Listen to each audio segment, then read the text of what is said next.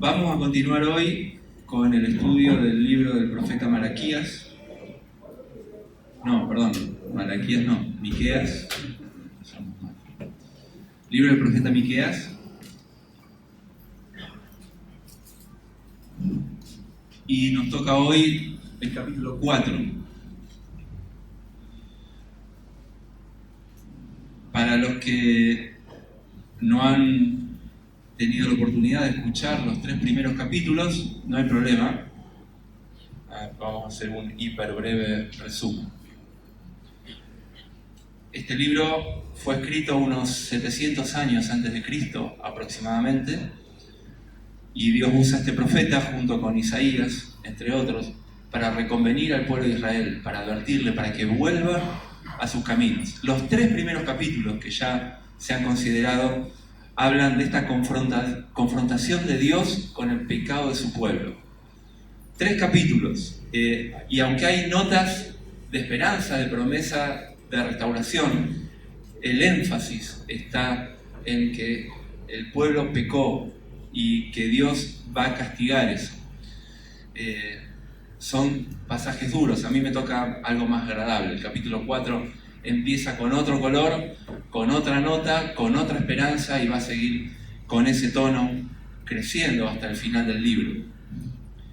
El capítulo 4 lleva como título, no tiene título, el libro es continuo en el original, pero en estos formatos actuales que tenemos de la Biblia suele ponerse títulos por cada sección, y el título de esta sección, correcto a mi modo de entender, es El reinado universal del Señor. Hemos celebrado hace un poquito la cena del Señor hasta que Él venga, y como creyentes tenemos esta expectativa y sabemos que el reino de Dios viene a instalarse acá en la tierra. Y acá tenemos una profecía de Malaquías que tiene que ver con ese tiempo. Entonces vamos a orar de nuevo antes de leer la palabra de Dios para que Dios lo bendiga. Querido Señor, específicamente queremos ahora, delante tuyo, pedirte que tu palabra haga efecto en nuestros corazones. Que nos hable, Señor, y que nosotros seamos dóciles a tu voz, que pueda haber bendición en tu palabra, que produzca el fruto para el que la querés enviar. Te lo pedimos en el nombre de Jesús. Amén. Dios se toma en serio el pecado y por eso invierte tanto tiempo en reconvenir al pueblo para corregirlo. No se produce la reacción que Dios quiere, y de hecho, fíjense cómo termina el capítulo 3. Dice el versículo 11: ¿no está Dios entre nosotros? No pasa nada, no va a venir mal sobre nosotros, ¿no? Esto es algo que a veces gente que nominalmente está en las iglesias asistiendo dice: bueno, yo vengo a la iglesia, soy hijo de Dios, recibí a Cristo en mi corazón, no pasa nada, no me va a pasar nada. Y Dios no juega con el pecado y no lo tolera, y a pesar de que el pueblo tenía esta falsa confianza de que no pasa nada porque Dios estaba con ellos, el pueblo de Israel era el pueblo donde Dios había elegido manifestar su nombre a toda la humanidad, y ellos dicen: no pasa nada. Dios dice: ese no es el lugar, así como están, yo no me voy a manifestar en medio de ustedes. Y Dios dice: a causa de vosotros, versículo 12 del capítulo 3, Sión será arada como campo, y Jerusalén vendrá a ser montones de ruinas, y el monte de la casa, el monte donde estaba el templo, como cumbre de bosque, o como una cumbre donde hay matorrales y no una edificación. Así termina el capítulo 3, pero el capítulo 4 lo vamos a leer todo. Dice así: acontecerá en los postreros tiempos que el monte de la casa de Jehová será establecido por cabecera de montes y más alto que los collados, y correrán a él los pueblos. Vendrán muchas naciones y dirán: venid y subamos al monte de Jehová y a la casa del Dios de Jacob, y nos enseñará en sus caminos, y andaremos por sus veredas, porque de Sión saldrá la ley, y de Jerusalén la palabra de Jehová. Y él juzgará entre muchos pueblos, y corregirá a naciones poderosas hasta muy lejos, y martillarán sus espadas para asadones, y sus lanzas para hoces. No alzará espada nación contra nación, ni se ensayarán más para la guerra. Se sentará cada uno debajo de su vid y debajo de su higuera, y no habrá quien los amedrente, porque la boca de Jehová de los ejércitos lo ha hablado. Aunque todos los pueblos anden cada uno en el nombre de su Dios, nosotros, con todo, andaremos en el nombre de Jehová nuestro Dios eternamente y para siempre. En aquel día, dice Jehová, juntaré a la que cojea y recogeré a la descarriada y a la que afligí, y pondré a la coja como remanente y a la descarriada como nación robusta, y Jehová reinará sobre ellos en el monte de Sión desde ahora y para siempre. Y tú, oh torre del rebaño, fortaleza de la hija de Sión, hasta ti vendrá el señorío primero, el reino de la hija de Jerusalén. Ahora, ¿por qué gritas tanto? ¿No hay rey en ti? ¿Pereció tu consejero que te ha tomado dolor como de mujer de parto? Duélete y gime, hija de Sión, como mujer que está de parto, porque ahora saldrás de la ciudad y morarás en el campo, y llegarás hasta Babilonia. Allí serás librada, allí te redimirá Jehová de la mano de tus enemigos. Pero ahora se han juntado muchas naciones contra ti, y dicen, sea profanada, y vean nuestros ojos su deseo en Sión. Mas ellos no conocieron los pensamientos de Jehová, ni entendieron su consejo, por lo cual los juntó como gavillas en la era. Levántate y trilla, hija de Sión, porque haré tu cuerno como de hierro y tus uñas como de bronce. Desmenuzarás a muchos pueblos y consagrarás a Jehová su botín y sus riquezas al Señor de toda la tierra. Bueno, que Dios bendiga su palabra y esperemos poder explicarla de manera que se encuentre el sentido por el cual Dios mandó escribirla y nos ha llegado hasta nuestros días esta palabra. Empieza hablando el profeta de que aunque la sentencia sobre Jerusalén está determinada y va a quedar desolada, el pueblo judío iba a ser exiliado, iba a ser llevado cautivo, Jerusalén iba a ser destruida, el Señor mira hacia adelante, hacia el tiempo del fin, y dice, en los postreros tiempos esto se va a revertir. Y estos tres nombres que se da para hablar de Jerusalén y del lugar donde estaba el templo, el monte donde estaba la casa de Dios, Sión y Jerusalén, se menciona después en el capítulo 4, versículos 1 y 2, que van a ser restaurados. El monte donde estaba la casa de Dios va a ser cabecera de montes, dice el versículo 1. Y en el versículo 2 dice que de Sión y de Jerusalén va a salir la ley nuevamente, no va a quedar desolada para siempre. Pero habla de que esto va a ocurrir en los postreros tiempos. Dice el versículo 2 que hay una bendición donde Dios va a establecer el reino sobre todas las naciones. Hay un coro que cantamos a veces que dice Rey de toda nación.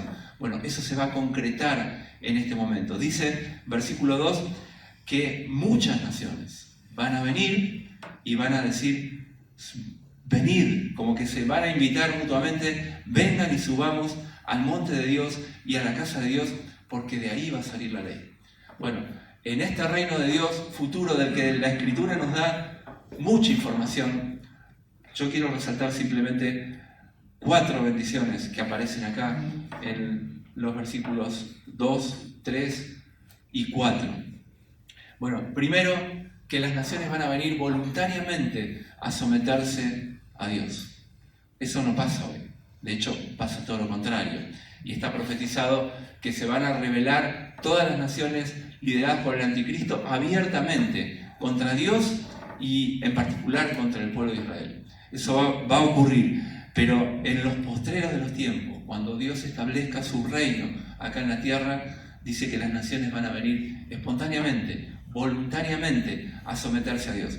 Van a querer aprender de sus leyes para poder andar en sus caminos. Todo eso dice el versículo 2. Va a ser un tiempo de paz. Fíjense que dice el versículo 3, que las naciones poderosas de hasta muy lejos van a ser juzgadas por el Señor Y los que eran instrumentos de guerra, las espadas y las lanzas, van a ser transformadas en instrumentos de labranza, para producción y para bendición. Va a haber paz en toda la tierra y es algo que va a durar para siempre. Dice, no se ensayará más para la guerra. Nunca más van las naciones a entrenarse para la guerra. No va a haber militares, no va a haber soldados, no va a haber policía. Va a ser un tiempo de absoluta paz. Dice el versículo 4, cada uno va a tener su lugar de productividad, va a tener cada uno su vid, su higuera, y va a estar disfrutando debajo de su vid y debajo de su higuera este tiempo de paz. Dice, no habrá quien los amedrente, porque la boca del Señor lo ha hablado. El reino de Dios viene. Cuando el Señor Jesucristo vino a la tierra, dijo, el reino de Dios se ha acercado, arrepiéntanse y crean en el Evangelio.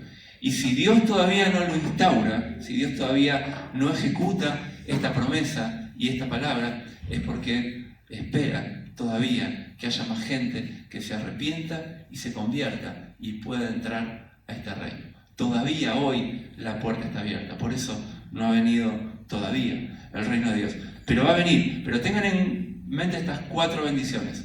Todas las naciones se van a someter voluntariamente.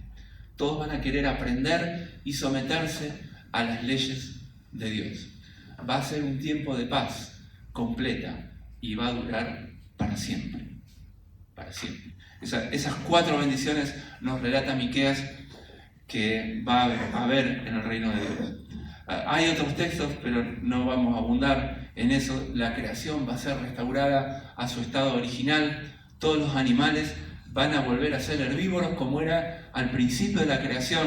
Dicen otros textos de la Escritura que el buey como el león comerá paja. El león como el buey comerá paja. Que el niño va a meter la mano en la cueva de la serpiente y no va a sufrir ningún daño. Que la vaca y la osa van a pasar juntas en el campo. Bueno, un tiempo donde el reino de Dios va a ser evidente en toda la tierra. Pero para que eso ocurra, es necesario que haya una restauración. Porque ¿quién puede entrar a ese reino de Dios? ¿Quién está en condiciones de habitar ahí? Está claro que el pueblo de Israel no. Por eso vino el juicio sobre ellos de una manera sorprendente, notoria, de repente, y para todo Israel. Pero para que puedan habitar ellos en el reino de Dios, era necesario que haya de parte de Dios una restauración. Y vamos al versículo 6 y 7. Para poder entrar en el reino, por ahí el segundo punto es que tiene que haber una restauración. Dice, en aquel día, dice Jehová, juntaré a la que cojea, recogeré a la descarriada y a la que afligí, y pondré a la coja como remanente y a la descarriada como nación robusta, y el Señor reinará sobre ellos en el monte de Sión desde ahora y para siempre. Cada vez que tenemos la Escritura hablándonos de lo que va a venir y del reino de Dios y del monte santo y de la ciudad que va a descender del cielo, nos advierte de quién puede estar ahí. Los invito a ir al Salmo 15 primero.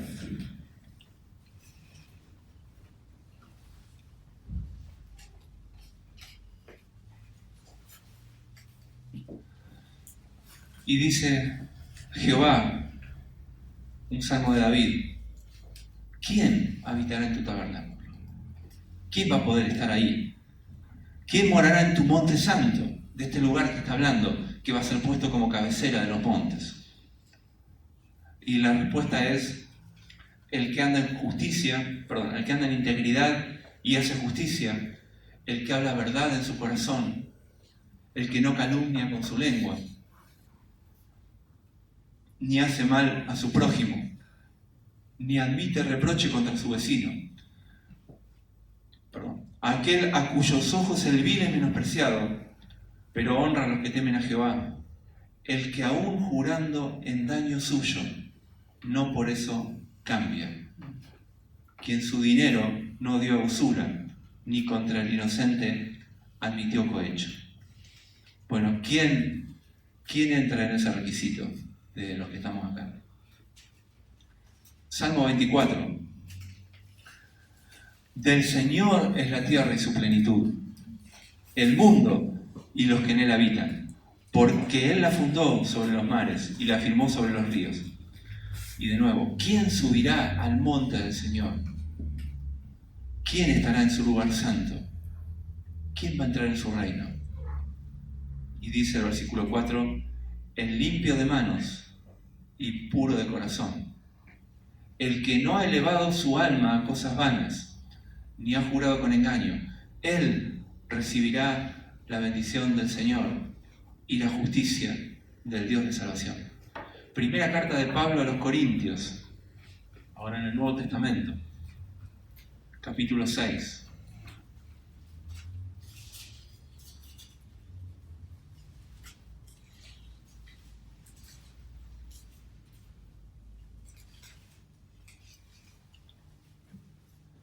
Versículo 9.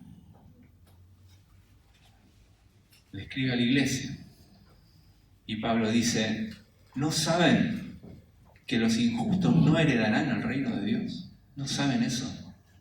Los injustos no van a entrar al reino de Dios. No erren, los injustos no van a entrar al reino de Dios. Ni los fornicarios, ni los idólatras, ni los adúlteros, ni los afeminados, ni los que se acuestan con varones, ni los ladrones, ni los avaros, ni los borrachos, ni los maldicientes, ni los estafadores, heredarán el reino de Dios. Y guárdense el versículo 11 para adelante, porque es la gloria del Evangelio.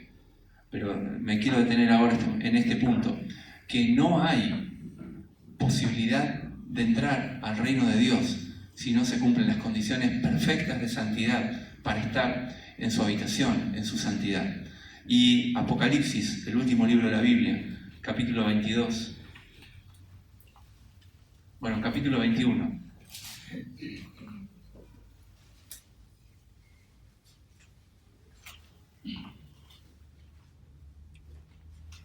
En el versículo 10 dice Juan, me llevó en el espíritu a un monte grande y alto. Es este monte del que habla el profeta Miqueas. Y me mostró la gran ciudad santa de Jerusalén que descendía del cielo de Dios, sobre este monte. Y el versículo 22, salteamos unos textos, dice el 22, no vi en ella templo, porque el Señor Dios Todopoderoso es el templo de ella y el Cordero. La ciudad no tiene necesidad de sol ni de luna que brillen en ella, porque la gloria de Dios la ilumina y el Cordero es su lumbrera. Y las naciones que hubieran sido salvas andarán a la luz de ella, y los reyes de la tierra traerán su gloria y honor a ella.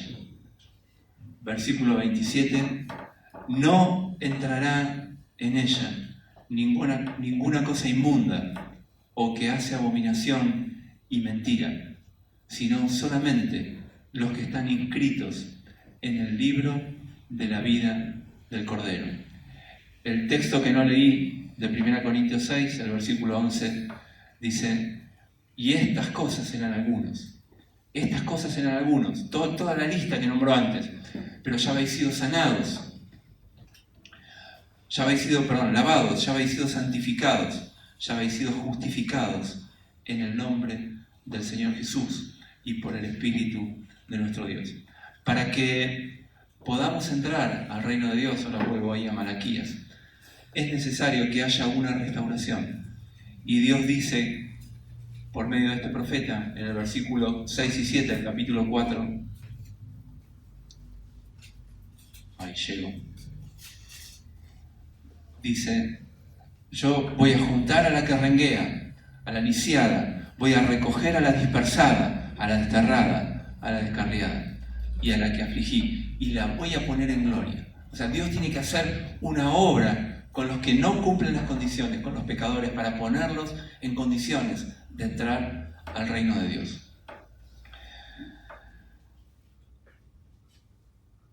Hay una maravilla escondida ahí que no sé si lo han percibido, pero dice el texto 6 al final: a la que afligí.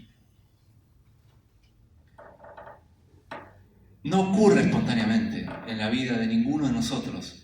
Nada ocurre por casualidad. Ningún sufrimiento viene por culpa de mi vecino, de mis enemigos, de mi suegra, del que quieran poner ahí. Dice Dios que Él es el que aflige. A la que afligí, dice Dios, a la que hice sufrir. Dios, por los medios que Él elige, hace producir aflicción en nuestra vida. Y Él mismo es el que dice que un día va a revertir esa aflicción que Él produjo. Yo quiero leer 2 textos, porque esa aflicción a veces puede ser por nuestro propio pecado. Un texto tiene que ver con eso. Y a veces nuestra aflicción tiene que ver por cosas que Dios quiere producir en nosotros y que están totalmente fuera de nuestra percepción de qué es lo que quiere hacer, por qué lo quiere hacer, pero en su soberanía Dios lo hace. El primer texto está en el libro del el libro que escribió el profeta Jeremías, que es el libro de las Lamentaciones de Jeremías, capítulo 3.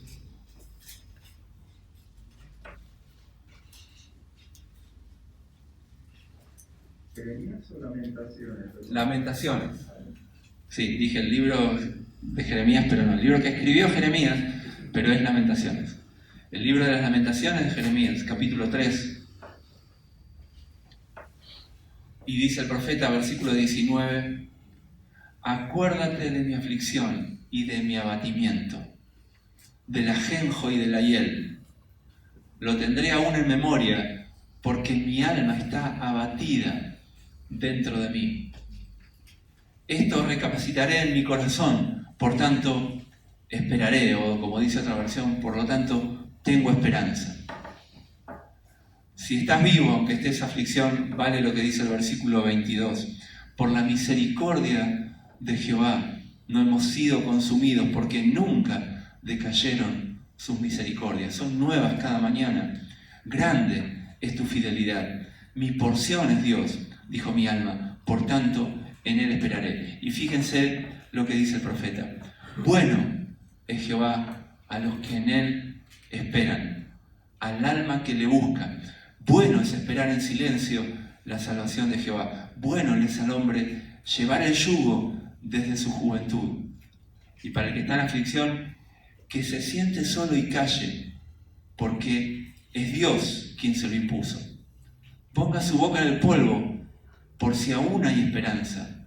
Dé la mejilla al que le hiere y sea colmado de afrentas, porque el Señor no desecha para siempre. Antes se aflige, y Él es el que aflige. Si Él aflige, también se compadece por la multitud de sus misericordias.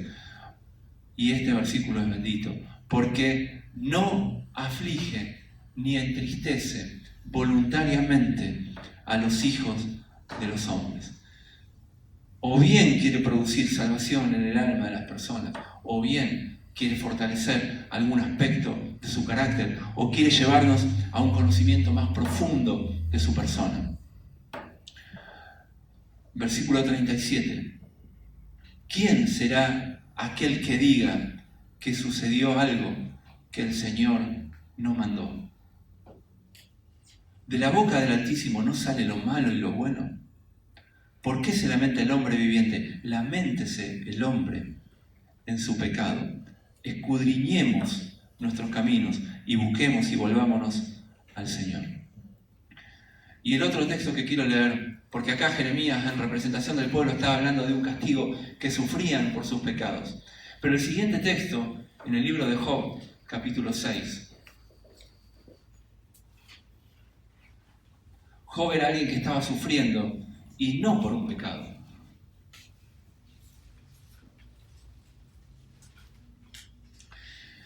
Y él finalmente, para los que no conocen la historia de Job,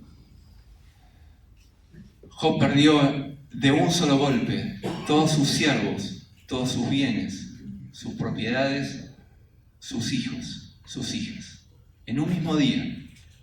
Y un tiempo después perdió su salud con una sarna maligna que le picaba todo el cuerpo, le llagaban las heridas y las heridas entraban en profundidad en su carne a tal punto que se le podía ver sus propios huesos. Y en esa condición, después de un tiempo, Job empieza a quejarse. Y llegan unos amigos que le reprochan que se queje. Y él dice en el versículo 6, leer el libro de Job es algo que uno, cuando lee los discursos de Job y de los amigos, es algo que conmueve, porque uno puede ver la profundidad del dolor de una persona que está siendo tocada por Dios en su aflicción. Y dice Job, capítulo 6, versículo 2, escuchen el clamor, está con signos de admiración y si se pesaran, dice Job, si se pudieran poner en una balanza, por un lado mi queja y por el otro lado mi tormento.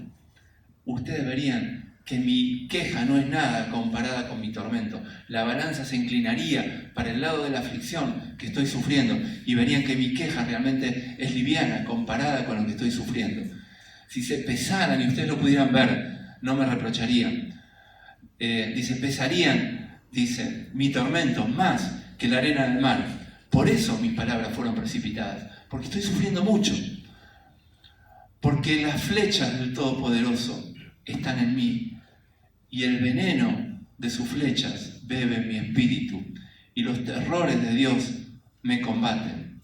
¿Acaso gime el asno si tiene hierba para comer? No, yo estoy gimiendo porque estoy sin nada, no tengo nada que me alimente. ¿Muge el buey adelante de su pasto? No, yo me quejo porque estoy totalmente seco, sin nada para alimentarme. No tengo nada que venga de parte de Dios. Bueno, es hermoso leer la aflicción, es duro, pero es hermoso poder ver el alma de un hombre que sufre, tocado por la mano de Dios, y sabe que en él no hay maldad, pero sin embargo Dios lo está tocando y él no entiende ni sabe por qué. Él le pide a Dios que por favor ejecute sobre él todo y lo mate, lo quite. Dice el versículo 8, ¿quién me diera que viniese mi petición y que me otorgase Dios lo que anhelo? Que agradara a Dios quebrantarme, que soltara su mano y acabara conmigo, que me mate Dios, porque no puedo seguir sufriendo de la manera que estoy sufriendo. Ojalá Dios me termine matando, no quiero seguir en este estado. En medio de esa aflicción está Job. Bueno, tienen que leer todo el libro, que yo no voy a leer, para llegar al final, para ver cuál es la restauración que produce Dios en un alma que está afligida, que sufre, pero que clama a Él en el momento de aflicción. Bueno, volvamos al libro de Miqueas. Dios restaura. Dios restaura. Esto es lo que dice Miqueas, que Dios va a restaurar a las personas para ponerles en condiciones de entrar al reino de Dios. ¿Y cómo lo va a hacer? Y esto por ahí va a ser lo más complicado de explicar. Espero hacerlo de manera que se entienda. Para que haya restauración, tiene que haber una revocación del juicio que estaba determinado sobre el pueblo de Israel. Dios dice, versículo 11, se han juntado muchas naciones contra ti. En esta época, ustedes pueden leer la historia en el segundo libro de los Reyes, capítulos 18 y 19. El ejército asirio, liderado por Sennacherib, viene a conquistar Judá y la va a destruir. Viene destruyendo otras ciudades. El ejército es numeroso, nada se resiste a su paso y no hay poder en Jerusalén, ni en el rey de Jerusalén de ese momento, que es Ezequías, para resistir esta invasión. Y se ponen las tropas afuera de la ciudad y le dicen, entregate, porque ningún Dios pudo resistir, de todos los que conquistamos, pudo resistir a las tropas de mi Señor, dice el capitán del ejército. Así que entregate, porque vas a sufrir la misma suerte. Y el rey Ezequías clama al Señor por liberación. Y en ese juicio que va a venir sobre Jerusalén para destrucción, en ese mismo momento que Dios va a ejecutar el juicio sobre ellos y los va a destruir, Ezequías clama. Y la ciudad es liberada de una manera asombrosa. El ángel del Señor sale esa noche y mata del campamento de los sirios a 185.000. Y el capitán de este ejército se tiene que volver a su lugar. Es liberado de una manera maravillosa. Y el profeta, esto ocurre mucho cada vez que leemos los profetas, viendo un acontecimiento cercano, local, del que están hablando, como en este caso, van más allá en su visión y ven un acontecimiento para el tiempo del fin. Porque él está hablando también, como dijo al principio en el capítulo 4, de los tiempos postreros. Y en el tiempo postrero esto va a ocurrir. Las naciones van a rodear a Jerusalén y parece que el juicio de Dios se va a ejecutar sobre ellos para destrucción y para condenación, pero van a ser librados de manera maravillosa cuando el pueblo de Israel clame a Dios y se conviertan y reconozcan quién fue su Señor y Salvador, el Señor Jesucristo, el Mesías. Y yo quiero decir ahora que esto tiene una interpretación espiritual para ahora, para aquí y ahora, para todos los que estamos acá. El juicio de condenación estaba decretado sobre nosotros. Dios iba a ejecutar el juicio sobre nosotros. Y para que nos pueda bendecir, ese juicio que estaba sobre nosotros por nuestro pecado tiene que ser revocado.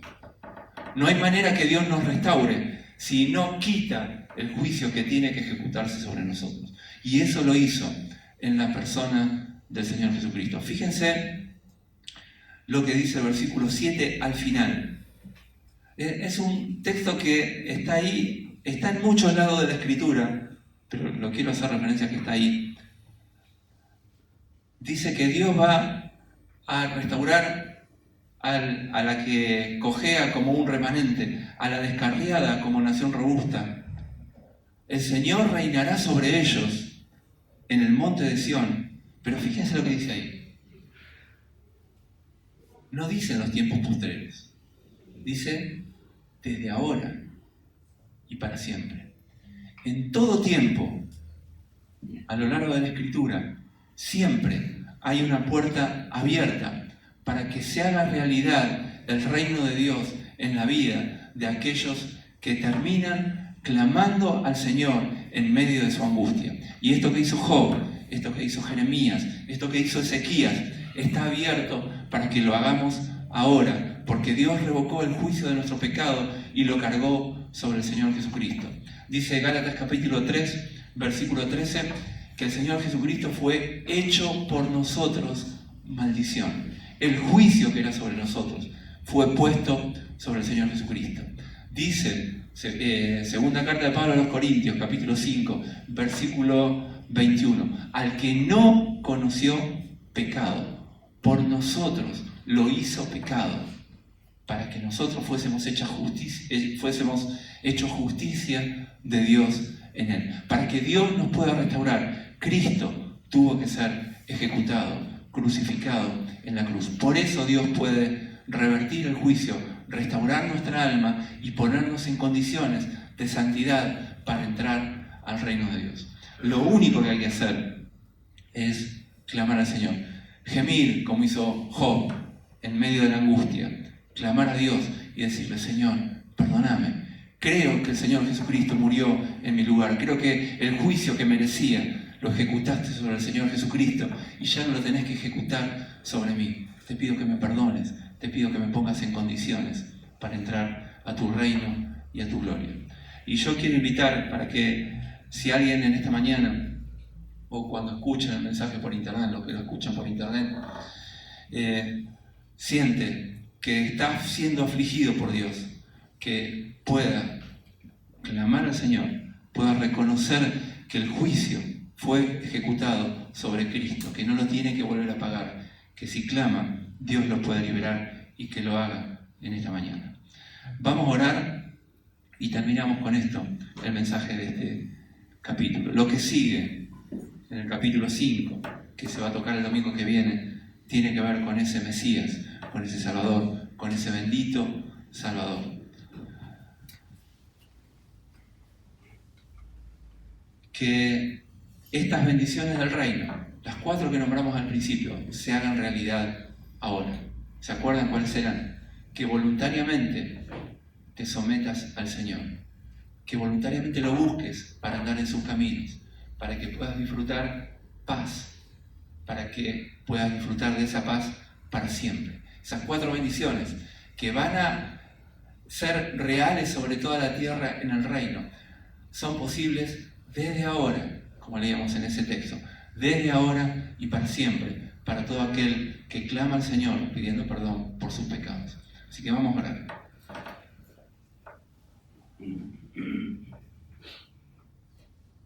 Querido Dios, gracias por tu palabra. Gracias por tu palabra. Porque en todo lugar, en cada momento, nos abre la puerta para reconciliarnos con vos. Y te rogamos ahora por alguien de los que están acá que todavía no te conocen, o que habiéndote conocido esté lejos, para que haya restauración de su vida, de su alma. Señor, que te clame en lo profundo de su corazón, que te diga: Señor, me afligiste, pero quiero volver a vos. Estoy tocado, pero quiero volver a vos. Quiero que me limpies, que me perdones. Creo que tu juicio, que merezco, fue puesto sobre el Señor Jesucristo. Recibo tu gracia y tu perdón, y haceme apto para tu reino y gloria, Señor. Que sea así, Señor, en el nombre de Jesús. Amén.